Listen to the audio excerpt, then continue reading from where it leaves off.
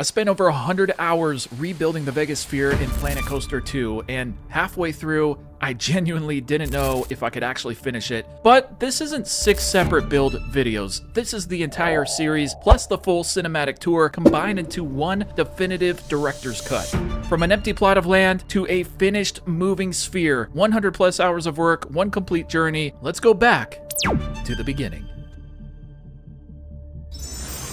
Scale was the absolute priority at the start. The real sphere is about 113 meters tall and 157 meters wide. So to start, I duplicated a beam every 3 meters vertically, all the way up to that 113 meter height. I scaled these statues to the size of a real-life Planet Coaster 2 guest and stacked them on top of each other to confirm overall scale of the project. My next move was to mark the widest point, which is 157 meters wide, and according to my research, 34 meters high. That was a point I built off of using these cardboard pieces from the toy box pack, and I like how thick they are, making them easy to see from far away. I measured each side to be 78.5 meters long, making the total width our target 157 meters. I then duplicated, turned 45 degrees, and laid another adjacent piece. I duplicated those 4 pieces many times and created this beautiful circle. This was so satisfying to build and to look at. Now it was time to finish our perfect circle using more cardboard and all our newly created reference points. This circle ended up serving as an absolute lifesaver later in this build and an essential template in which we use many times. All of this cardboard was constructed to be a template, so of course we would later delete it all.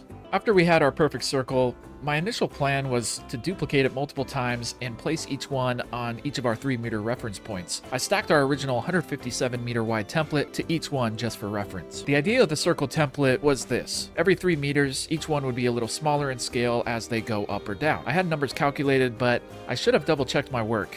Yeah, you'll see why here very soon. I definitely learned a lot in this build, such as using that original perfect circle template we had and really just rotating it 45 degrees and use it as a template that way to save a lot of time. And this is eventually what I just end up doing, but I want to document the whole build and show the struggles of building something that I think in the end will be pretty amazing. This is the complete template, but the calculations were absolutely off. As you can see, this thing is not a sphere, it's a pumpkin, but unfortunately I was in denial and went forward with the build.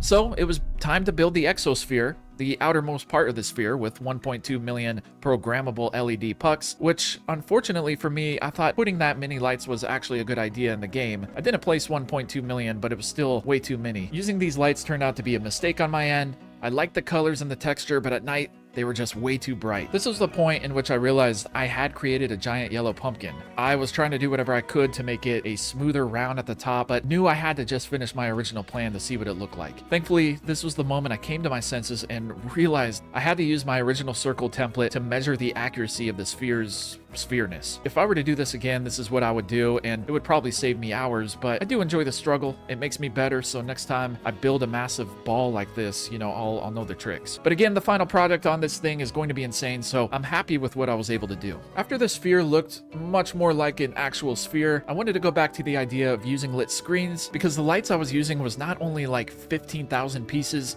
but the lights at night were way too bright. And for me, this was a deal breaker. So to combat the worry of black lines being in between the thin screens, I decided to attach each screen to a yellow layer in the back. This was the same yellow we are using for our exosphere. Its purpose is to hang out over the edge of the screen, so it would hopefully alleviate a lot of the black lines in between screens. And another charcoal piece. I love the size of these lit screens immediately, not to mention the texture is so much more complementary to the game's lighting, and it looks much better at night. This is when things really started to click, and I realized scaling these lit screens was the way to go. It was so much better. I was able to get the angles and rotations down, then eventually built up, and you'll see the duplication. This thing spreads like wildfire. After the full arch was complete, I used the dupe and rotate method. This strategy was still extremely piece intensive just because of our 2 layers behind the screen, but it's okay. It was definitely worth it. And you can see I added a Ferris wheel and some other small shops just to see how massive this thing really is. And let me tell you, after starting the interior recently and letting guests walk inside of this thing, it actually is really, really big. With this strategy, I began to notice a lot of dark black curves in between pieces. I tried my best to rotate, move, etc., but realigning on one end usually meant unaligning on the other. So that's the main issue working with the sphere. I think the height has to be the same measurement as the width, but with this build, it's hard because we don't actually have a full sphere showing above ground. So you would think that the best strategy would probably be just to create the full sphere, select it all, and then move it into the ground. But Planet Coaster 2, I think, has a 10,000 piece limit in terms of moving and duplicating, so that probably wouldn't work. The final shell has a beautiful glow in all hours of the day. I'm super happy with the progress so far. You can see the black lines of doom. They show up on certain angles or at certain hours of the day. We will fix most of those, so don't worry. We have our foundation, so we're in good shape. On today's agenda, we have 3 main tasks. First, we're going to build the sphere's podium. Second, we're going to create our LED animation on the exosphere. Pretty excited about that. And third, we will create our Plaza Entry and begin the interior. We're going to get inside this thing for the very first time. Building the podium was pretty simple. It's essentially a stamp of the sphere, and I actually deleted the circle template I built in part 1, so I couldn't reference that, but it's okay because it was pretty straightforward and I was able to scale the angles fairly quickly. As we build the podium, we're using black plaster walls. I'm a sucker for plaster in this game. It's super versatile and it works in every color. After I finished my entire circle around the ground level of the sphere, I selected all, created one object, and began tilting the podium to make it ultra realistic. This was the picture I was looking at because it gives us a great view of the podium's angle. It actually makes the street level look crooked, but all of that is obviously straight. It's the podium that is angled. I'm using metal roofs as the top of the podium. This gives that nice shine from every angle, so the metal roofs are absolutely the way to go here. Around this time, I realized it didn't make sense to tilt the podium walls and then try to lay the roof because each roof piece would have to be angled, so obviously the best strategy would be to rotate the podium walls back to ground level, build the roof, and then rotate the walls and roof together. I got a little excited there. Now that the majority of the podium was finally complete, I moved it back to the base, made sure it was lined up perfectly, then tilted. And even though the podium was a simple build, I was actually really surprised of how much it completed the look of the overall sphere. The shiny metal roof was looking fantastic with the reflection of the in-game lighting, and when looking at pictures, I noticed the higher end of the podium actually had more surface area on the roof than the lower side, so the high side is actually pretty thick and the low side is a little bit thinner. The podium still needed some touch-up work, but it looked like a great start and really helped the sphere come to life. After placing our path, I began to look for door options. Before I decided on a door, I knew I would have to clear the walls away from the podium, as well as the yellow panels of the sphere behind it, so that we could build the full Plaza Entry. Here's a clip of what that Plaza Entry looks like. This is a great graphic video by Jared Owen showing all angles of the interior. I'm going to be using this thing like crazy, and our goal is to make everything look realistic. The interior will be very close to the real deal, but I'll put my own spin on some parts. This is actually a big moment here because what I'm doing now is creating a guide that tells me the height of each floor, so when I start building up, I know exactly where I want to place walls and roofs and paths and everything else. There are 7 floors on this bad boy, so knowing how tall each floor should be and making all floors essentially the same height might be a good idea here. With the floor guide complete, I decided to carry over that concrete wall and began placing it in the Plaza Entry foyer. I don't know what these walls actually look like in real life, but I really like these concrete walls and want to incorporate them throughout the build when it makes sense. After laying the path for the Plaza Entry foyer, I finally decided on a door. This would be the resort door, angular. It makes sense, it's glass, it looks similar to the real doors, and more importantly, we have handles and everything on both sides. After finishing the outside, I spent just a little time working on the inside of the foyer. In this episode, I just really got it started. In future episodes, I want to actually detail it and add metal detectors and security tables and all that, so that will be fun. I really wanted to get started on the emoji animation outside, so I did just the basics for this room. We'll come back to it, the path layout, and what really is an escalator in real life, but of course, we don't have those in Planet Coaster 2 right now, so until we get a pack with escalators, which I really hope is coming soon, we're just placing stairs. This is when I bring my floor guide inside to get a good idea of where the second floor should actually be, and then I align the path's height with the first floor marker. You may be wondering what the ground level or the event level is actually for. When we look at the floor layout, there really isn't a lot on the ground floor besides a couple ways to get onto the stage level, and then also that Plaza Entry. A lot of maintenance and things go on in the first floor, but there's also a lot of secrets that people don't really know about. A lot of secrets going on in the basement. So now this is the moment we've been waiting for. It is time to build the emoji. As we remember in part 1, when we built the sphere, we were dealing with the black lines of death. It happens when you're ultra scaling things and working with curves. So before we start our animation, we need to just patch some of these big lines. The emoji on the sphere has a lot of different animations. It's actually pretty funny. It looks like it's alive, especially when you see it in person. It's pretty insane. I really like the way it looked while it was sleeping, and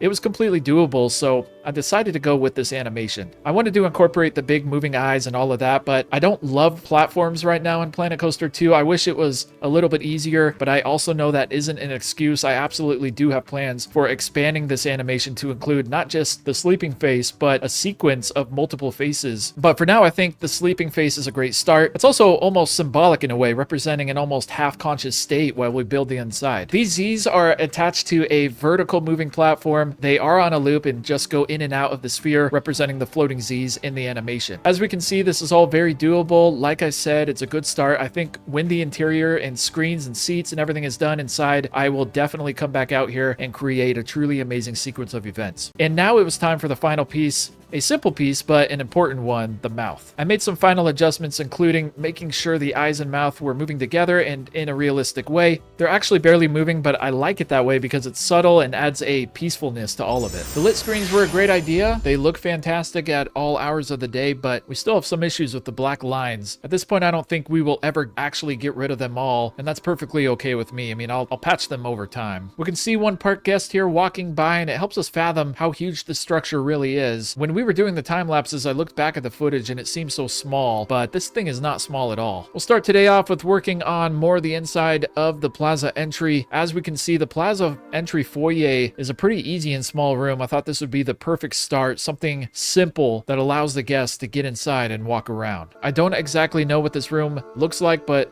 our goal here today is to add some elements that make it feel real. Two main items we want to add today inside the foyer are metal detectors and security tables. Last episode, we built the sphere's podium, we started this Plaza Entry, and then we built the beautiful sleeping emoji animation. Today, our agenda looks pretty intense. After we finish the basic layout of the Plaza Entry, we'll jump into the Wizard of Oz edit, and we'll have to find a way to replicate the massive screen that essentially wraps around the seats. I'm using the metal roof again, and I'll probably just stick with this pretty much throughout the build. After placing the roofs, I took a little break from the Plaza Entry and decided to delete a lot of excess yellow sphere inside. These were swallowed by the podium and really no longer needed inside. So remember, we're building the path after the escalator in the Plaza Entry, and now we are working on the second floor of the structure, the main level. And this area takes up like half of the sphere, so our strategy today is just to put a ton of path on this level. We'll give the guests more space to walk around, and we'll get an idea of what our main level will look like. The Plaza Entry was looking great, very dark and cold looking, but we'll fix the lighting and details over time. I decided to start filling in the main level with path just so we could have an idea what the main level will start to look like. I used the handy stamp tool and pressed the path up against the edge of the sphere, making sure the path wasn't showing on the outside. I did this for about half of the sphere, and I was trying my best to get the curb hidden inside the walls, but that didn't really matter too much to me at the time, as I knew I would be building bathrooms and other buildings up against the edge at some time in the future. So this area we're filling in now will be where the atrium is, and the atrium will be something we dive into next episode. We're going to try to make that look as realistic as possible, and I have some really cool ideas to make it just have an amazing ambiance. It's hard to see the big picture now, but trust me, it's going to be great. I'm really blown away what is actually possible in this game. The main level is where guests find their seats in the first row, so this semicircle essentially lays the groundwork for where the seats will be. This is deleted multiple times because it has to be perfectly centered with the sphere, the seats, and the screen all at the same time, but it's a start. Eventually we'll figure it out.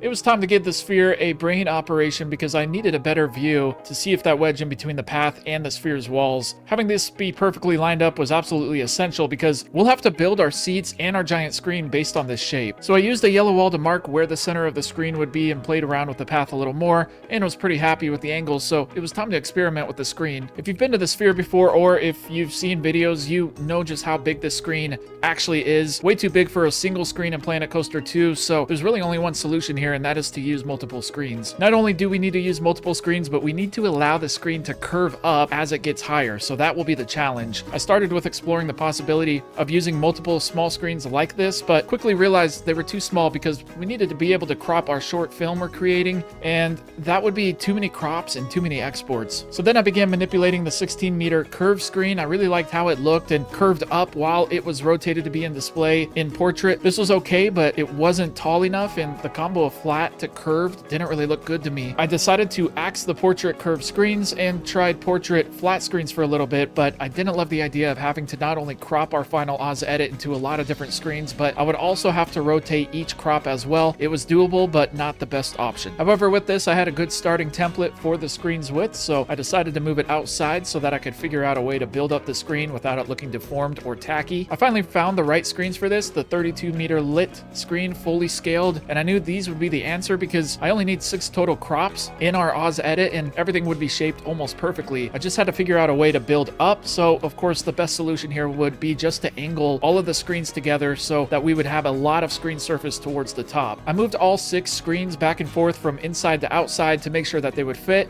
and after adding the 3rd row of screens, it was time for more angling, scaling, and seeing how the new giant screen actually looked inside the sphere. Our giant screen was assembled. It was looking great so far, so I moved it back outside to build and test our triggers, but first it was time to edit the Oz film. The idea behind this short film was to simulate the real show in Vegas. I think that one is over an hour, and even though I would love to do an hour film going in here, I thought it was an overkill, but I will say the film we make is like 2 minutes long and it actually works perfectly. I also wanted to be aware of possible copyright claims. I think I would be okay because I'm assuming Oz is fair use at this point, but I just wanted to make sure. Nonetheless, this edit came out looking perfect and I'm really happy with it. The goal in the edit was just to include some of the well-known scenes and some of the scenes in the real Vegas show. Of course, it starts off with Sepia Dorothy going through the tornado and entering the realm of color for the very first time, meeting the Wicked Witch and Oz himself, some of the most essential moments in the film in which we could also implement cool triggers. After the edit was complete, I added it to just one of the screens for now, as it wasn't properly cropped into all 6 pieces yet. Now it was time to add a trigger sequence that included special effects like fire for the Oz scenes or the falling apples from the apple trees. I organized each special effect with a readable sign for easy organization later on down the road. Of course, eventually I'll have to move everything inside. Organization was key here because we ended up placing like 30 special effect triggers. Building the entire sequence to match the film's timing took about 2 hours, and I was actually blown away by how the special effects in this game are made for building something like the sphere. Oz is the first edit, and I'll keep it here for a while, but later on down the road, we'll actually be adding more films to choose from. After the trigger sequence was built, we went back to Premiere Pro to crop each of the 6 sections. We exported each video, synced each video up with its proper screen, moved the screen back inside, moved the triggers inside, put our skull back in place, and hoped for the best.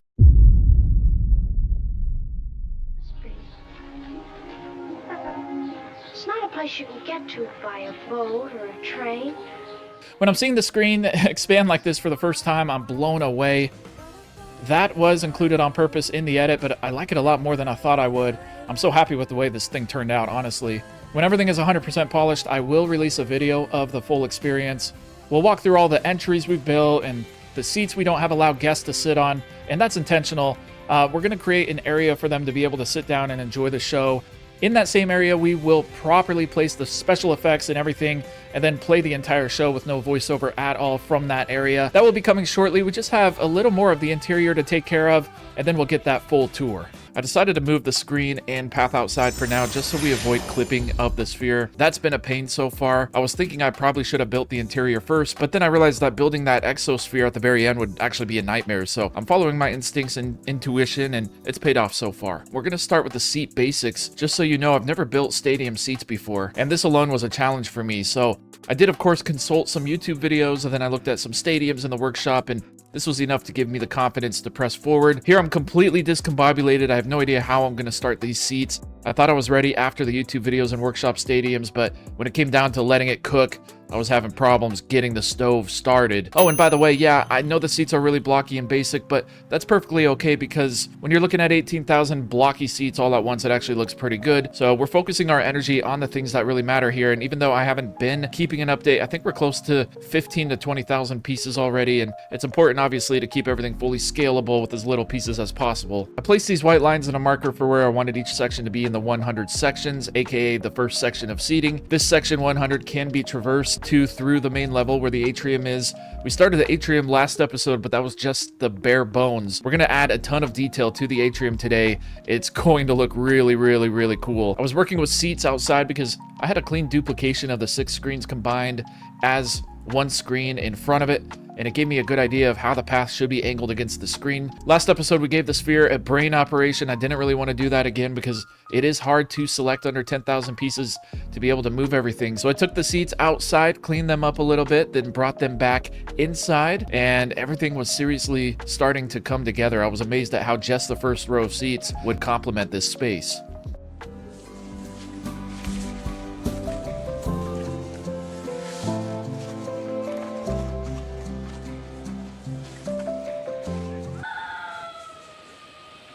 When I finally found the perfect angle, this was it. The first row of seats was here to stay inside the sphere. There's no going back outside, and we're here and we're making progress. My next plan of attack was to clean up the seats and add a rail for guests to hold onto as they walk down the stairs to find their seats. The rail is essential in any stadium seating, and even though the seats were messed up, adding this rail helped with aisle space later on down the road. We're gonna fix all of that aisle space. Right now it's pretty messy, but we got the basics down, and we have each section of the seats, even though they don't match up with the aisle space at all, like I said. So we tackle the seats and the details and actually making them look better in a future episode. But for this episode, like I said, we got the basics, and the more things we build in the interior, the more our scale is confirmed. All I know right now is we have a huge space and a lot of room to work with, but let's see what it all actually looks like in the end. So with the first row of seats rough draft done, I decided to catch some sun outside and work on our second entrance, the west entry. Just like when we built the Plaza Entry, we really just need the essentials here for now. A basic entrance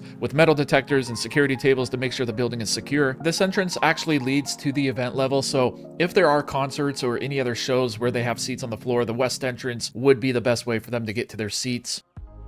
Now, this is also when I start to take a little bit of creative liberty here. When people see this build, they're going to know it's the sphere. There's no doubt about that. But with this event level, I ended up placing a completely different layout of paths than what's actually down there. This entrance will be a part of our grand tour we're going to do at the very end of this series. We'll be walking through all 3 entrances, going to every floor and level, and we'll even get to see the full Oz film on the giant screen we built. Our next build before we get to the Atrium, which is definitely the best part of this video, was the monorail station and pedestrian bridge. There is a real monorail in Vegas that stops here, but I went completely rogue and built my own monorail station. However, I did build the pedestrian bridge very closely resembling the real one.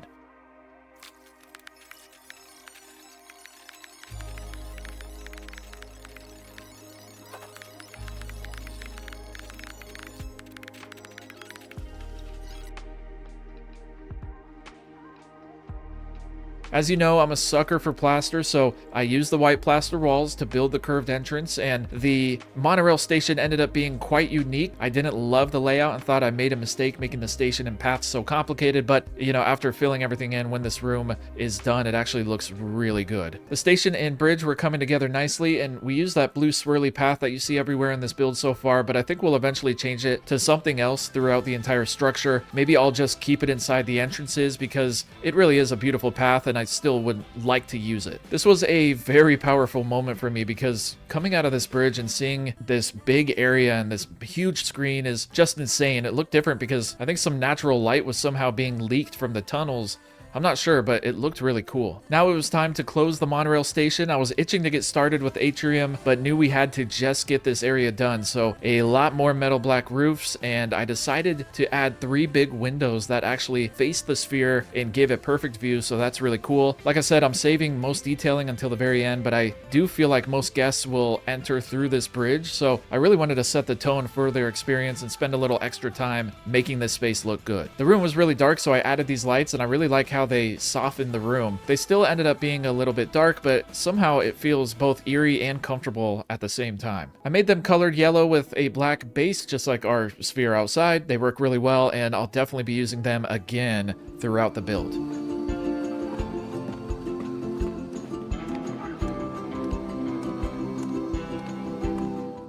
Now for the moment we've all been waiting for. It was time to enhance our atrium. The first big step in creating the atrium, we're placing our 2 main escalators. These skip a level and go straight to the 4th floor, so I used our level guide to determine where that 4th floor would be and created our 2 sets of stairs. From there, I created the terrace level loop. I didn't use any precise calculations here. I kind of just slapped it together, so the loop is a little uneven and different on each side, but honestly, it works out because it adds a more unexpected element, almost like a sci-fi element. And actually, when this atrium is complete, you really can't even tell. I did create the loop underneath as a guide. It would later be replaced, but it was good to know how each floor would feel in the environment. The first big part of our atrium detailing here was to add our big white columns. I used the white cylinder here. These scale really well and are exactly what we need. I attached flat circles to each, placed a nice row of lights, rotated the column 90 degrees, and we had our first column. I used yellow here just because I thought it would look cool, but we would change this to a different color later on. After we had our first 4 columns, it was time to make the bright lighted strip that rests on each level. These lights are an essential part of the atrium experience, and the strategy here was similar to how we built the exosphere, just using lit screens. And in this case, we also used plaster to surround each screen, giving it a smooth look. I actually created the image on my own in Premiere Pro. It's just a gradient mixing 2 shades of pink, and this works perfectly. So plans for the atrium today including building our Oz hologram, finishing the first 2 levels with these pink strips, and creating a little bonus blueprint where guests can take pictures. I think you guys will like that. I actually end up working on the atrium a little bit more in each episode, so it keeps getting better and better. Keep an eye out for future episodes to see this thing really evolve. With the first level of LED strips done, I selected all, added as one object, and copied it down to the floor beneath. I then rearranged the path on that level to align with the shape of the strip, and again, blue swirlies for now, but all of this path is later changed to a much more realistic and reflective floor to match the real atrium. It definitely is very satisfying using these path stamps to align paths against walls or other boundaries, so definitely wasn't complaining too much. After path completion for now here, it was time to build the hologram, but before I did that, I wanted to change the colors of the columns from yellow to green. This adds a much more whimsical look and really matches the colors of both the Wicked Witch and Emerald City, so definitely better Oz vibes overall. The atrium hologram is one of the coolest features inside the entire sphere. It uses what's called hypervision displays that look like little fans that spin really fast, creating the illusion that there is a floating 3D hologram. We're going to try to attempt this today, and I wanted to use the clip where Dorothy and the gang see Emerald City for the first time. I picked this scene because I didn't end up including Emerald City in the short film we created, so it needed representation somewhere in this project. I created our little fans. I know that's not their technical term, but that's what we'll call them. I created them using 4 support beams attached to moving platforms. After creating one, I duped until our entire screen in the background was completely covered. I had no idea really what this was going to look like. I was just experimenting and really hoping for the best, but in the end, when all of our fans completely covered the video, it actually looked really good. You can tell there's a flat screen in the background, but with the ultra fast rotating fans, it almost resembles a holographic image. I added a few more supporting pieces, such as a frame around the video and 3 beams that extend from the ceiling and kind of hold everything together. Let's take a break and see what we have so far.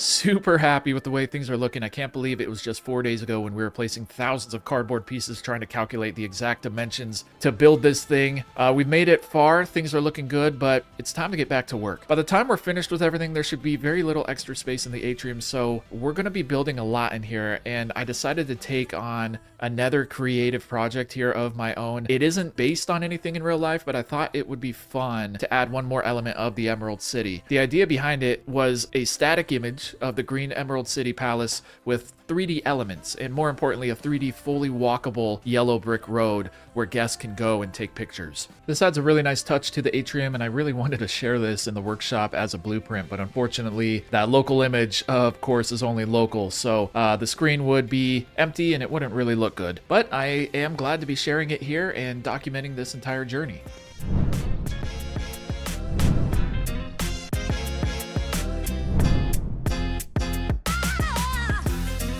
As we walk through the dark tunnel of our monorail station, we can catch a glimpse of our sphere before we embark inside it. The ugly black lines come out at night, and in the next and final episode, we're going to patch them and finish every last detail of the sphere. Atrium basics done. Last episode, we built our pink strips surrounding the lower suite level and terrace level, as you can see above us.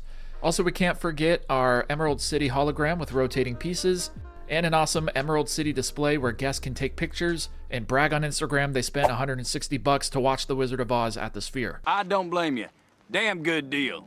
Screen basics done. We have our 6 fully scaled screens with a video cropped into 6 pieces. It's massive and beautiful, but it's time to put some seats and club suites in front of it. We're going to be doing that in this episode. It's time to get to work. Our first order of business today is to start detailing the atrium. We're going to use these circles to create what's called the LED portholes. These are a staple to the atrium experience, and they're actually considered light features in real life. These pieces in Planet Coaster 2 are actually called Circle 2, but they're Circle 1 in my book because they make this atrium complete. My strategy here was to dupe each circle and scale either down or up because each of these are actually a different size. I added support beams to each one and the atrium was already looking so much better. I love the way these look. They were simple to build, very quick and easy, but they added so much personality to the build. We have a lot to do today, so now it's time to move on and work on building the escalators. We already have our stairs. That's the hard part. All we need to do now is just detail them. I started with using cylinders to form the escalator base, and I really think Frontier should implement some sort of moving path system for guests, such as escalators or the flat moving walkways you see at airports. For now, obviously, we have just the stairs, so we're gonna work with what we got. Basic shapes here, a lot of cylinders and glass in between. The key here was building one full rail, then duplicating it a few times with each of the stairs. For our next atrium enhancement, we would pull out the trusty old plaster wall to create the area where our first Aura the robot stands. She is considered to be the most advanced humanoid robot in the world, and she stands in front of beam-forming speakers that emit different music and sounds depending on what circle you're standing in. This beam-forming technology is also used behind the Sphere's screen, so people can actually watch the same film in different languages based on what section they're sitting in. Pretty cool. If you haven't been to the Sphere before, there are actually 5 robots spread throughout the atrium, and you can have full-on conversations with them. They even notice and make comments on your appearance or what you're wearing. This is what the real Aura looks like, very advanced, almost human-like, and we have just the piece in Planet Coaster 2.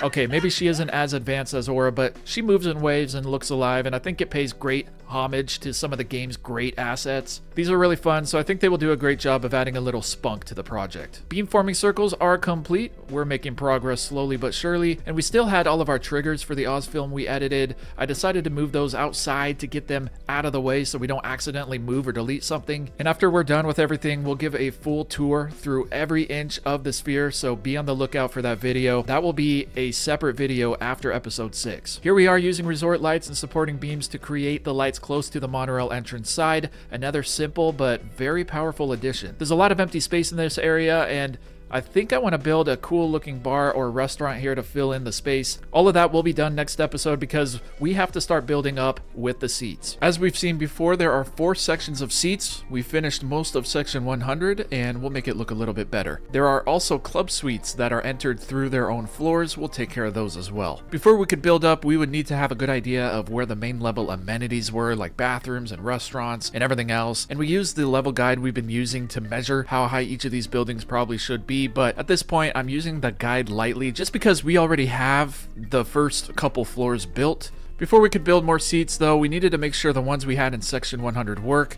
The seats were very ugly and didn't give proper aisle space, so I duped our rail 2 times, creating kind of like a boundary for how far the end seats could lean into the aisle. I did the ends of each row first, then added space in between every third, so each section is essentially split into thirds. Some sections are different than others, but this is definitely the best way to implement balanced stadium seating from what I've found so far. Now, of course, splitting it into more sections would likely be more realistic, but this works just fine for me, and the seats look great in the end.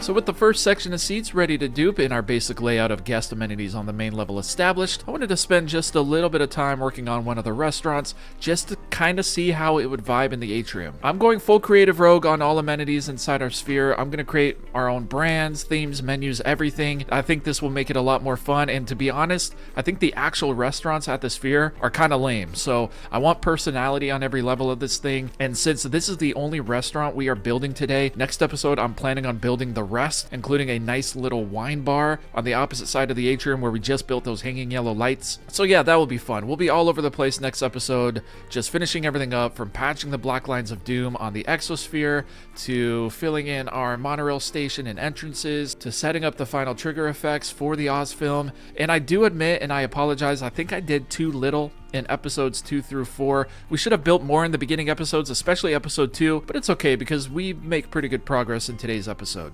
So this is a cool concept I like, called Pizza Pie at the Sphere. There is a place called Pizza Pie, I think. It looks nothing like this though. It's actually just kind of boring. This is very fun and vibrant. This is the kind of vibe we're looking for.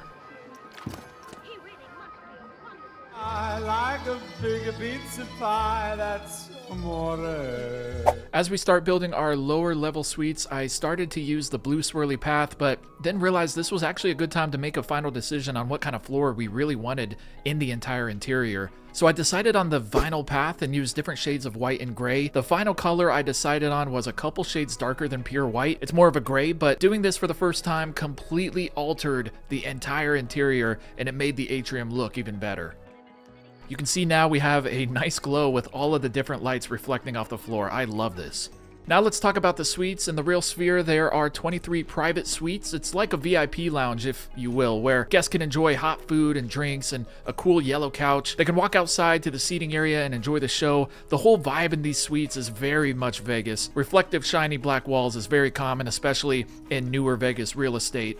The price range of these suites is anywhere between $3,000 to $30,000, but guests can expect to pay about $1,500 per person on average. Here I created this suite balcony all the way across just to kind of get an idea of how far the suites were to hang over the edge. And you know, we don't want to hang over too far, as all guests in the section below need to be able to see the entire screen. I'm still using the vinyl path in the suites, but I changed the color to brown just to make the suites unique, as they will all hold the only brown pathing in the entire build. Building these suites took a really long time. I really wanted to perfect them and make them look as realistic as possible, so I took my time with all of this. I've been listening to a lot of comedy podcasts lately, so that's what's kept me kind of occupied while I'm building. It helps me not go insane in these multi-hour building sessions. The first suite was really starting to come together, and I had this black couch, which is actually just a blueprint as a placeholder, but I really wanted to replicate the yellow couches that are actually in the suite, so I added a few more detailing pieces like more seats and tables and rails to fill the space. Then I used our vendor here as a good way to scale the couch and see how the suites looked and scaled overall compared to the people in game, and it was looking great. Since we obviously have multiple suites, we built the entirety of the first suite first to include all details. This includes fun stuff like merch and hot food and a ton of bottles. I don't know what's in these bottles, but there are a lot of bottles in these suites when it's all said and done. And each suite gets a complimentary slimy substance on their table, maybe salmon, maybe jello, maybe something else, who knows. As the first suite was good to go, it was time to dupe and finish our lower level suites. And after those were done, it was time to go outside real quick and dupe one of our existing seat pieces. A few hours later, our 200 section was complete. This is when the stadium portion of the project was really starting to click. As we built up, we pretty much just duped existing objects, such as our beautiful escalators. These escalators take our guests to the lower gallery level where you can reach both sections 300 and 400. It was time to add another floor in the atrium, so I duped our balcony light strips and put it directly in line with where the upper suites would be. The upper suite floor is where guests exclusively access the upper suites, and it is the highest floor with a balcony view in the atrium. So I quickly pathed our upper suite level, then duped the last escalator that goes all the way up to the top, and went outside to get the upper suites ready to go. So I wanted to do something fun for these upper suites, and so I created a suite that is twice the size of all the other suites. There will be just one, it will be centered, and I think that's where we will show the final Oz film. After completing most of what we'll call the grand upper suite, we created the rest of the suites, and then spent another couple hours perfecting section 300. And then from there, I had to move all my working lights up because we were running out of room, and still had section 400 to build. Before that, however, I went back to the grand upper suite, added some lights on the floors and the walls, makes it look so much better. I'll eventually do this to the other suites as well, but since this is our feature suite, it has priority for now.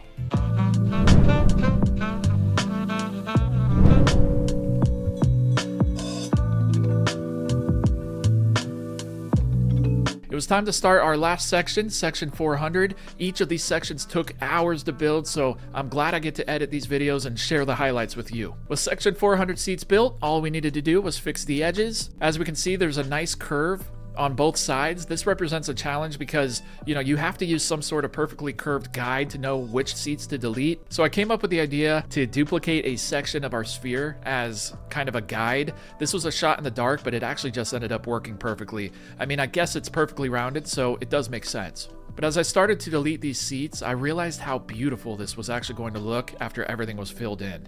The strategy here is very similar to having perfect aisle space. If seats are hanging over the edge of the guide, they get deleted, and it's also important to spread the seats out, allowing them to take up the space.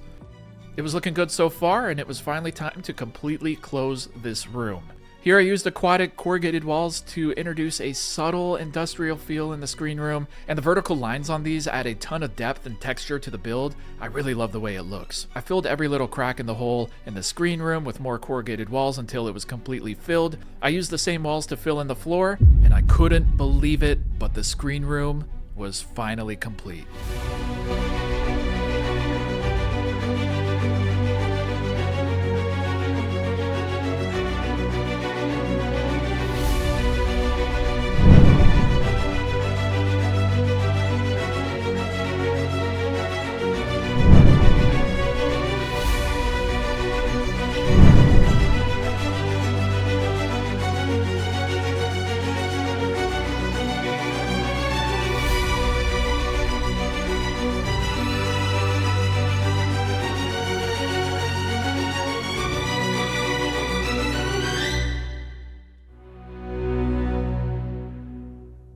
Today is our final detailed day.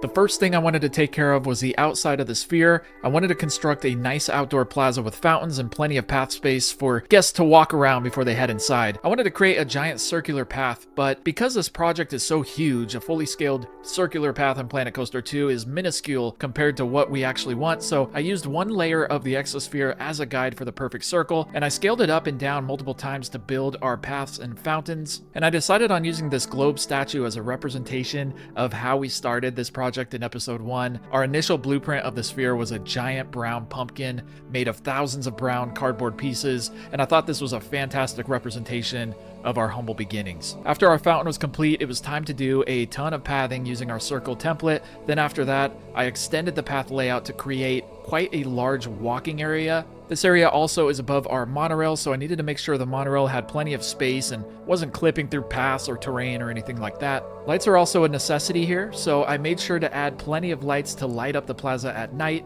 and from there it was really a lot of landscaping. Plenty of bushes kind of filling in the space and a lot of different types of palm trees to add really nice depth. Filling in this outdoor scenery took me back to the city skyline days. I used to love detailing my cities with a ton of bushes and trees just like this. My only gripe is how the trees in this game sway back and forth. It really does not look good at all, and I'm actually surprised they haven't been patched yet. Nonetheless, the outdoor plaza was looking beautiful and really starting to look pretty awesome.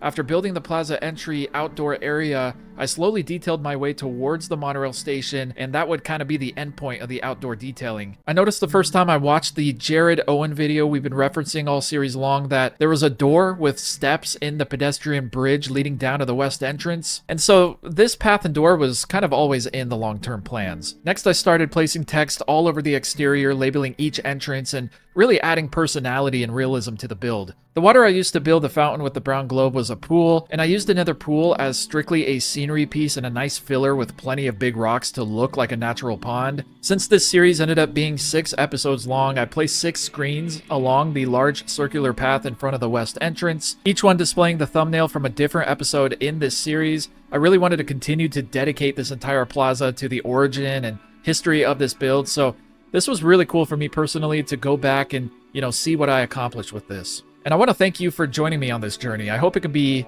maybe a little bit of inspiration in your next build.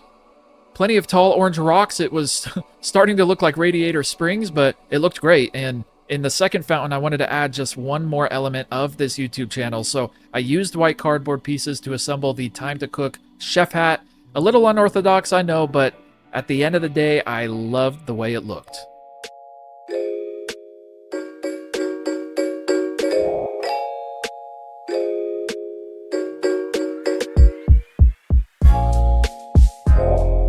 Next, I added this screen with the Sphere logo on it. Please don't sue me, Sphere people. To finish this outdoor area, then we'll go inside, I promise. I placed more giant rocks and palm trees surrounding the entire monorail station, really filling it in nicely.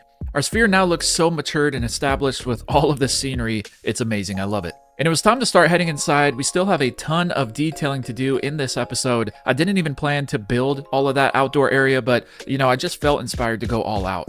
Next, I went inside the plaza entrance right before the moment the guests go up the escalators and see the atrium for the first time, and I wanted to fill this space with some more historic context just to kind of add to the lore. So I added a few screenshots of our journey throughout the build. I always appreciate seeing construction photos of skyscrapers and really cool structures like the Sphere, so these were perfect. Next, I wanted to add the full detail inside the monorail station. We had to knock out all of our entrances first, in terms of detailing, and then work our way inside. I started with putting security check signs in front of the metal detectors. Then, in honor of Jared Owen's Sphere video we've been referencing this entire time, I wanted to let it play inside the station on a giant screen. I thought it would look really cool and pay homage to Jared's work and the video. He did a great job and it was really helpful. Please don't sue me, Jared Owen. By the way, I want to mention plans for this video. This is the last video of this build series, but next will be the full walkthrough tour, accompanied by the full Wizard of Oz film that we edited.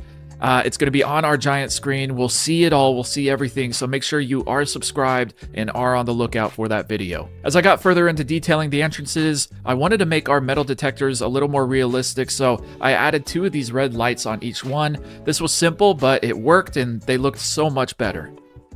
Back in episode 4, we built the basics of the west entrance on the event level of the Sphere. This is the main entry guests use when they're heading straight to the event level, seating for concerts and live shows on the floor. The layout I created down here was completely different from the real layout. I did go rogue. I wanted to create my own cool area. The first thing I built down here was a small burger joint called The Pit. The theming is grungy rock, and what's really interesting about this area is that it has the lowest ceiling in the entire build. I wanted it to feel like you're not even inside the Sphere, more like a rock band's basement. And with that being said, let's take a break and see what we've built so far.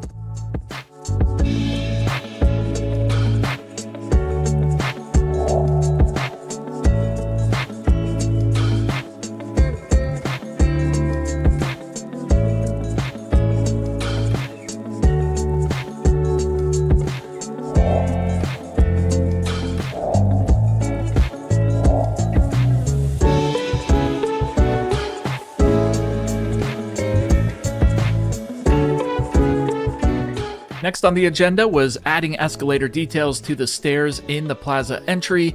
I added more of our previously built pink LED strips on the outside of each loop in the atrium. And in a previous episode, we built the Pizza Pie restaurant, which is the only restaurant currently in our Sphere. And it was time for restaurant number 2. I had a strong vision for this one, and we had plenty of space next to the pedestrian bridge entry. And so I wanted to make a nice sit-down restaurant. This is where guests can go and have a good meal or maybe a few drinks before they head to their seats to watch the show. And as I mentioned before, all restaurants and shops and stuff inside the real Sphere are a little boring, so I'm taking complete creative liberty and building my own brands and menus and everything else. And so this one is called Low Frequency. Its centerpiece is the logo at the bar. There are plenty of yellow lights. Most of them are actually underground facing up, which gives the place a nice glow. This is the spot guests can enter from the monorail station and really catch a nice vibe. This restaurant also has a really cool open view of, the pink LED strips and guests walking by from the different levels of the atrium, not to mention the beautiful yellow rings hanging from the ceiling. This is a place I would take my wife to go eat and have a few drinks if it existed in real life. Nice and open, cool vibes, cool plants, romantic lighting. I love what Low Frequency does to complement the space in our atrium. Of course, we had to build a menu with the Low Frequency logo and color scheme on it, as well as a black and yellow marble host stand where guests can check in, and Low Frequency was open for business. Next, I needed to add 2 more escalators because guests really had no way to access the lower suite level and upper suite level, so I made sure to dupe our existing escalators and connect one from the atrium to the lower suite level,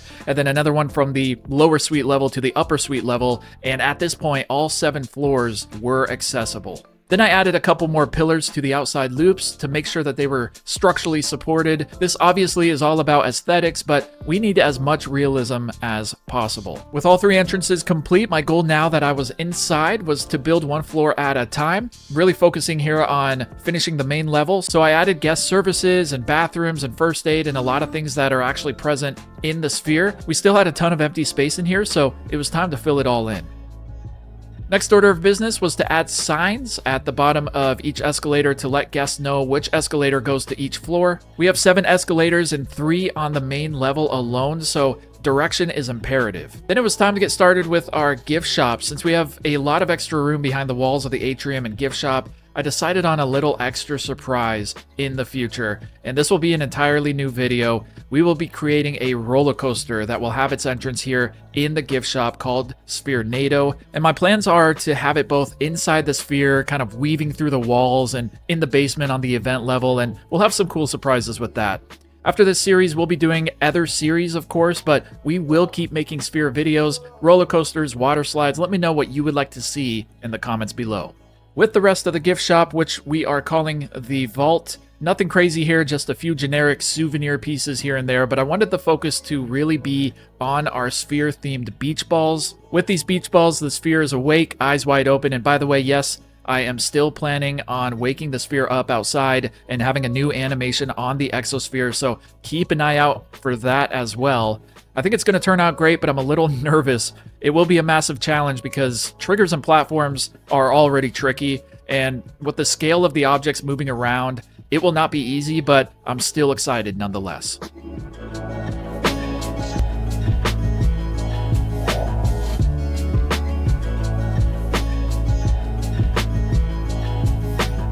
Next up was our 3rd restaurant inside the sphere. This one is right next door to Pizza Pie, and we are doing Chinese cuisine here. The name of it is called Sphere 8. Obviously, the number 8 is very important in China, so this name was pretty simple yet intriguing. Strong color scheme here with 2 big screens on the walls. One explains the importance of the number 8 in Chinese culture, and the other is a beautiful backdrop of the Great Wall of China. And just like that, Sphere 8 was ready to go. Now that I was mostly done with the main level, I actually decided to go up to the top 2 floors, the lower and upper gallery level. These areas are a lot smaller and would take a lot less time. One tedious part with both of these levels was placing all the walls and roofs to close everything off, but once I did that, both levels were starting to look smooth. On the upper gallery level, I began restaurant number 4. Since it's on the top level, I decided to call it the Peak. This one is really meant to be quite exclusive, one of those places with just a few things on the menu at insane prices. This is different from low frequency because low frequency is more public facing, more affordable, and has a bigger menu. The inspiration behind this was like on cruise ships. There's usually that cream of the crop dining option guests have to make a reservation for. These tables are made of clay, so they aren't actually sittable, but I wanted to try something different here, and it turned out okay.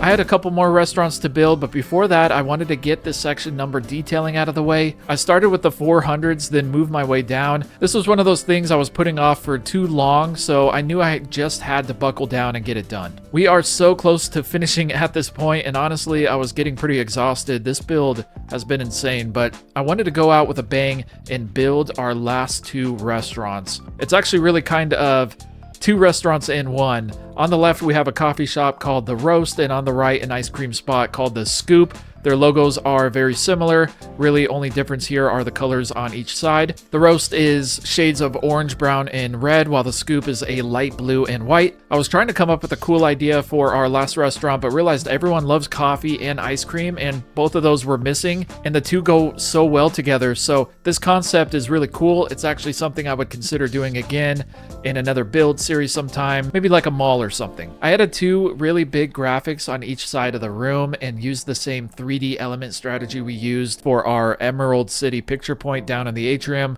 For the Roast, we are using coal pieces, and for the Scoop, a lot of snow pieces. This is probably my favorite restaurant in the sphere, and I love the theming. Time for the finishing stretch. I added the entrance signs for each of our 16 total suites, added another first aid station on the terrace level. Then I realized the escalators would look so much better if they were black. This is a no-brainer I should have thought about a long time ago, but they look a lot better now. And I've been saying I was going to try to fix some of the ugly black lines on the sphere, especially at night, but realized it's pretty much impossible and way too time-consuming, so we'll stick with what we have. I still love the way it's looking. I did patch it a little bit, but we'll have to accept it. In preparation for the full tour video where we'll be watching the 2-minute Oz film, I tried my best to get rid of the black lines on the 6 screens, but since the screens are curved, some black lines at different angles are persistent. Originally, I wanted to show the film with all triggered effects from one of the suites, but the higher the better so we can see the entire screen. So I decided to build this floating platform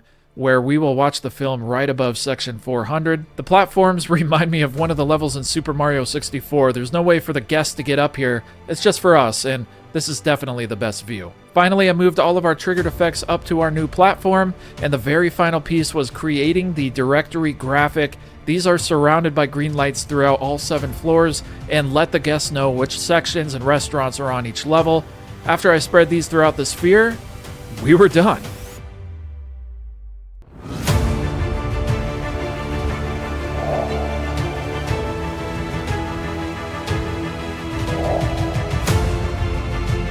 Thank you so much for watching this episode and watching the entire series if you were able to do so. Make sure you subscribe, be on the lookout for the next video. We're going to do the full tour, and then we're going to watch the Oz film, and we have a lot of future plans, not only with the sphere, but I have another series cooking up, and I'm super excited about that. So thank you so much, and we'll see you in the next video.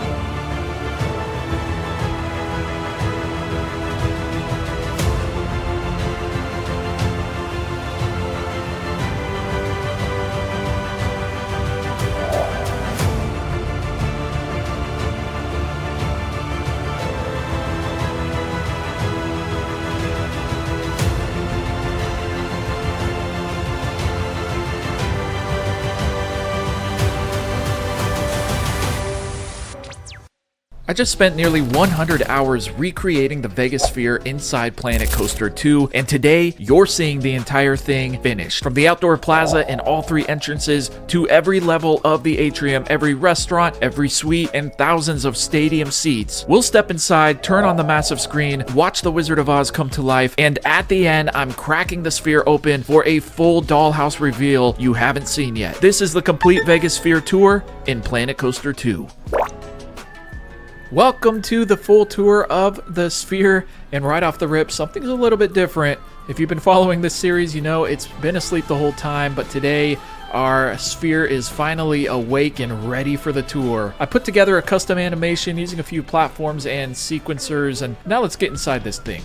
We'll start the tour by checking out all 3 entrances first, then we'll make our way into the atrium. We're passing the main plaza entrance right now, but we'll need to go through that one last since that's how we will enter the atrium for the first time today. Before that, we're going to head over to the west entrance and pedestrian bridge. Now, you might be wondering, what is all this stuff? Why is all this stuff outside? This isn't exactly how the real sphere looks. For the exterior plazas, I wanted to really get creative and design a cool layout, so throughout this tour, you'll see real-life sphere inspiration mixed with some original alterations. You know, they don't call me Time to Cook for nothing. Sometimes I just can't help myself. Here on the West Plaza, you can see the Time to Cook chef hat in the center, and around it are 6 screens displaying the thumbnail from each episode in this Sphere series. So if you'd like to see how all of this was created, those videos are going to be on the channel. This is the west entrance. This is how guests get to the event level if they've got floor seats for concerts or special events or things like that.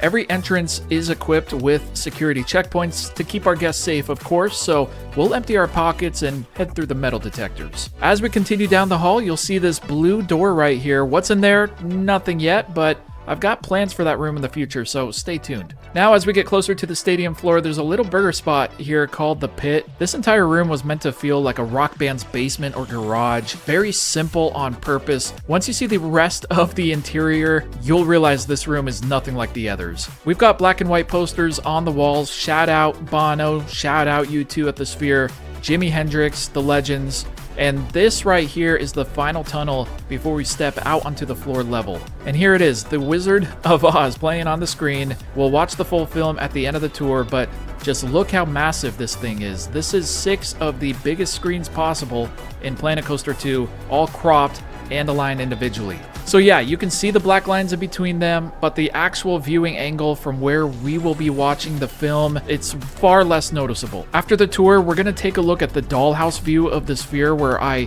take apart the exosphere, so we'll really get to see how these screens and seats work. Now we'll be walking through personally my favorite entrance. This is the pedestrian bridge where guests can get to the sphere from the monorail. So we'll go through the door, then immediately walk away from the sphere. This is where guests come from the monorail station. And here we have a video I used and showcased many times throughout our series. This is a video by Jared Owen showing the ins and outs of the sphere in real life. It was super helpful. So Jared gets his own wall. This is the queue to the monorail, and this is actually my first time going through this. So I hope it looks okay. Ow, ow, ow. Yep, looks good. The path looks great with these rocks. To our left, you can see our graveyard, all the extra pieces for this build that we ended up just leaving behind. I think the coolest part is where guests exit the monorail. As they walk out, that space techno music hits, and they're immediately greeted with that massive view of the sphere before they even step inside. As we walk from the station to the sphere, we see another security checkpoint. Now we're resetting to the third and final entrance. This is the Plaza entrance. The sphere fountain here is pretty symbolic. It actually represents how this whole crazy project started. Me trying to build a perfect sphere out of cardboard pieces. I really had no idea what I was getting into, but I just started, and here we are. As we enter through the Plaza entrance, you get this slightly eerie underground vibe with the cold concrete, but the real highlight here is these 6 screenshots from our journey throughout the build. This is our final way of paying homage to the entire process, and now we will enter the Atrium. Our first set of escalators takes us up to the main level. This is where all the fun stuff in the Atrium happens. And here it is, our first look at the Atrium. The main feature right away is the multi-level pink LED strips wrapping around the entire space. That's really the heart of this room. We have multiple facilities down here, guest services, first aid, and there are certain spots on this level where the view of the floors above is just insane. This is definitely one of those views. You'll also see one of the many directories spread throughout the sphere here. These help guests find their seats and figure out which restaurant or gift shop is on each level. I kept the design for these ultra simple on purpose. With all the loud branding and bold visuals in this build, especially for a lot of the restaurants, we needed something that felt clean and balanced.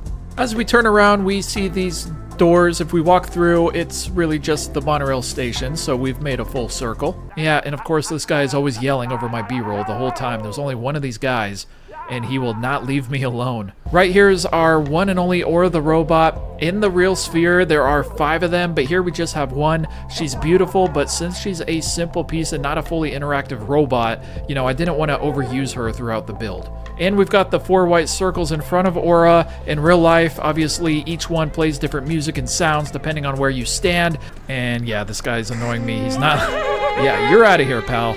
Next up in the tour is our second restaurant of the day. Sitting right underneath those spiraling pink LED strips is a sit-down spot called Low Frequency. This is where guests can grab a drink at the feature-lit bar before the show, or if they've got more time, sit down and enjoy some high-quality food on the restaurant side. The menu you see here only shows 2 options, but the full restaurant menu is much bigger, and of course, the staff here at the Sphere is always friendly. They mostly just stare off into space and wave.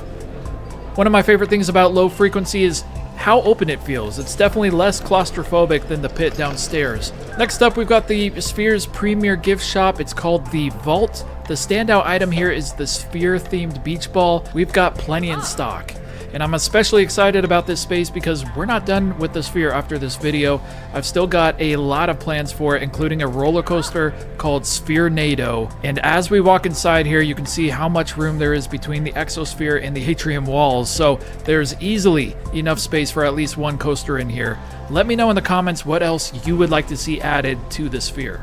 As we walk back out of the gift shop, here's another great view and our first real glimpse at the section signage. We'll head through this tunnel real quick and just see what section 100 looks like. And again, don't worry about those black lines. And now we're entering the third restaurant, Sphere 8. Inside, we've got a graphic explaining the importance of the number 8 in Chinese culture. We can take a quick look at the menus. Honestly, this turned out pretty solid. Looks pretty good. The feature wall here is the Great Wall of China, and I love how it came out. It almost feels like you're looking through a natural window. Restaurant number 4 on this level is Pizza Pie. You can see our mascot up there wiggling around. He's fired up. We've got 2 loud feature walls here, the Pizza Pie logo and that bold pizza graphic with text. And that's it for the restaurants on this level. Now we'll head toward the center where we've got our Wizard of Oz hologram. This is really meant to resemble those holograms, you know, created by multiple spinning fans, just like in the real sphere. From certain angles, it really sells the effect, and honestly, I'm happy with it.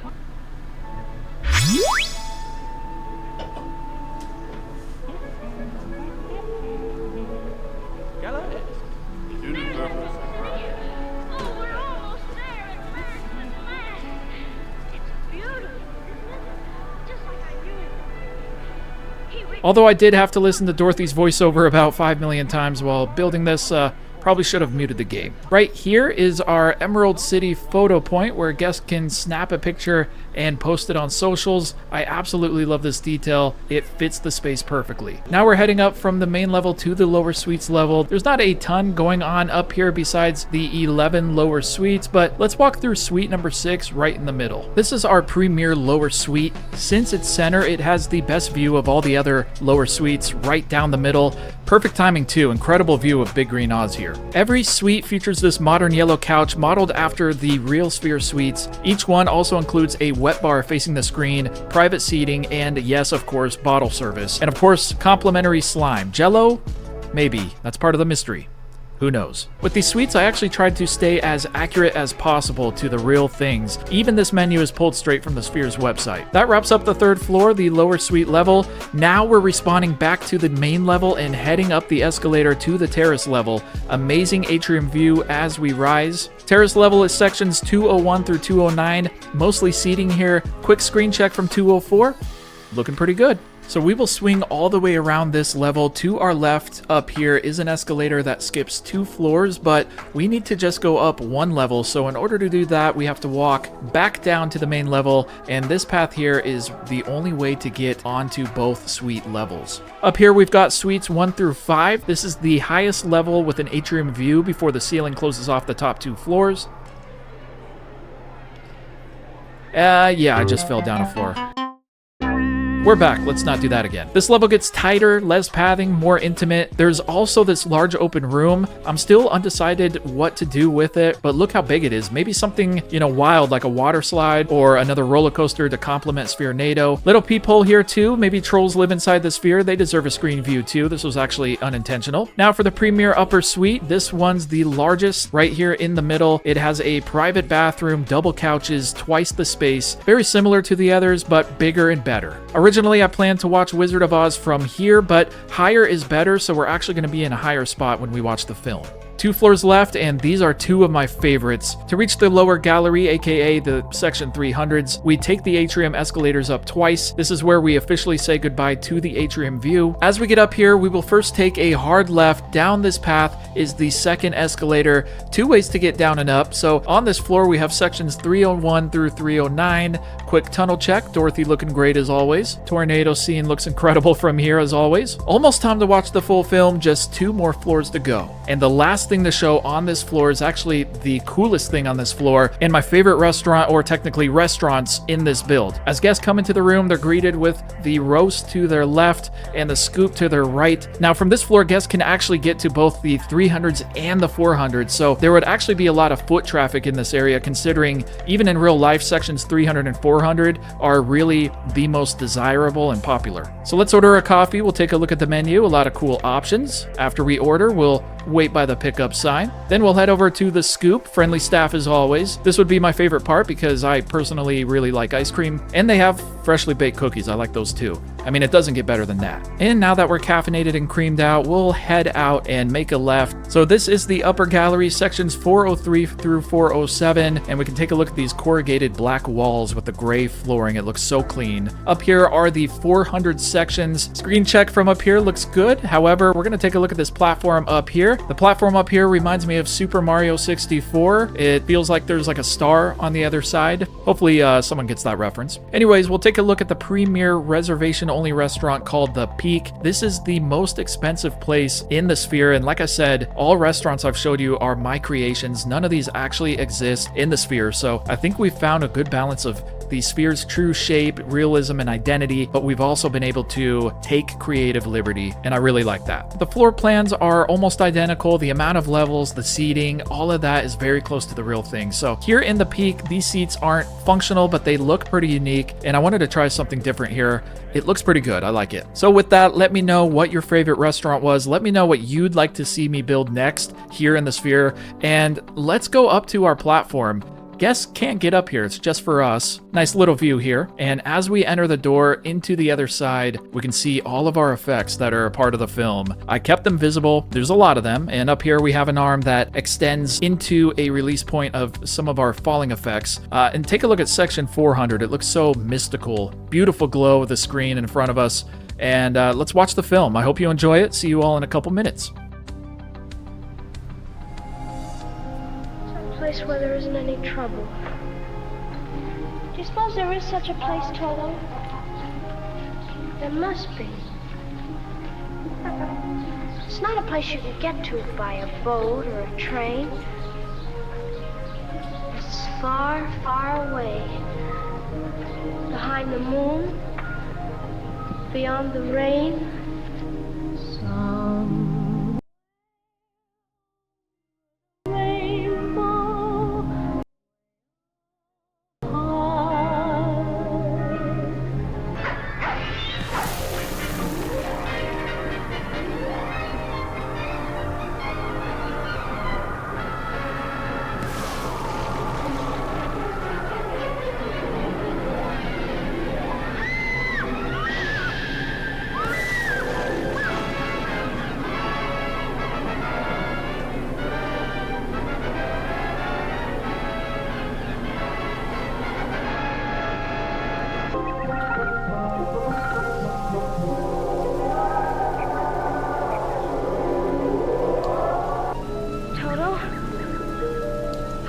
We're not in Kansas anymore.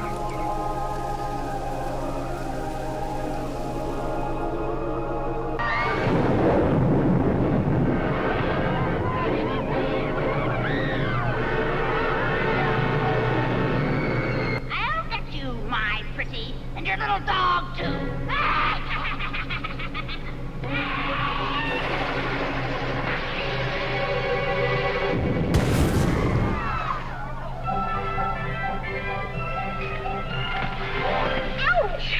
What do you think you're doing? I'll show you how to get apples.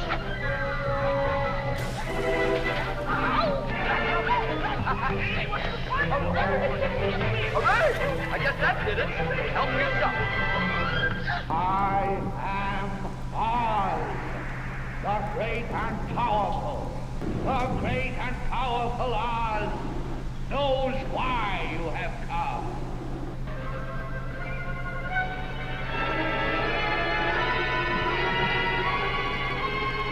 How about a little fire, Scarecrow? Go through that water! You cursed brat! Look what you've done! No!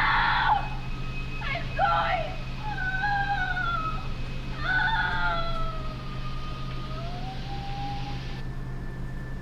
So that is it. As you can see, there were some obvious scenes where the screens didn't look lined up properly. I tried to fix as much as possible, but the screens are curved in both directions. We're going to open up our sphere and completely remove his face.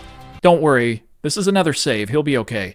But here in our dollhouse, we can see how these screens are actually put together All 6 are scaled to the max, but since they are curved and curving up like this, it's pretty much impossible to make the screen look perfect. When I edited the film, there were 6 crops essentially that I did. Edited the full film first and then cropped it into 6 pieces after that. And so the combination of the crop in the edit and these curved screens, it wasn't going to be perfect. But I just wanted to let you guys know that I wanted all of this to be perfect. I tried as hard as I could to get all of that lined up. I wasn't being lazy, I promise. I opened up the other side and now we can see the zoomed out view of the atrium and all the little guests walking around and the spider web of escalators. And the top 2 levels, it actually looks so cool seeing this open for the first time. Thank you so much for joining me on this full tour of the Sphere in Planet Coaster 2. We have more plans with the Sphere. We have some really big plans with future series like this one. So subscribe if you haven't already. Be on the lookout for more videos. We'll see you next time.